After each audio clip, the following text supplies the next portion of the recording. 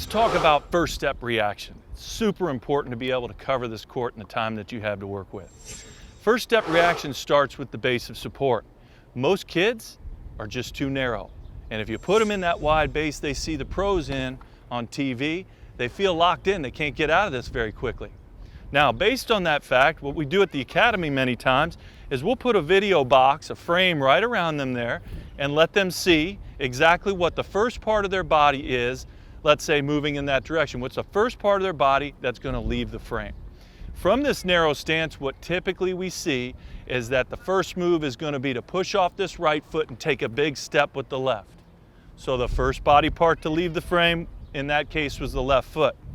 However, if you take a pro from this wider base and you look to see which body part is the first to leave, they'll do a move similar to this.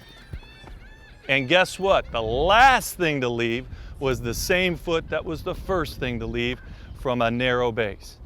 The problem with that foot being the first thing to leave is that what you want to do is establish upper body momentum in the direction of movement. This foot broadening its stance this way doesn't give you that. If you start already wide enough, you can get low and be comfortable, kind of like a guy stealing second in baseball. He's nice and low, his feet are spread. He doesn't know if he has to go back to first or is going to get the opportunity to go to second. So from here, what he's going to do is a drop step move where that inside foot's going to come back right under my shoulder and plant and allow me to shift my weight and get my upper body ahead of my footwork like this.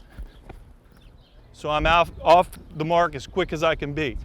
From rest into motion, it's a real important quality to have in this game. The other technique you'll see is just an inside foot pivot, weight shift and drive. You'll see players doing that more often when they're playing on the hard courts and they don't have a traction problem like you have on clay and grass.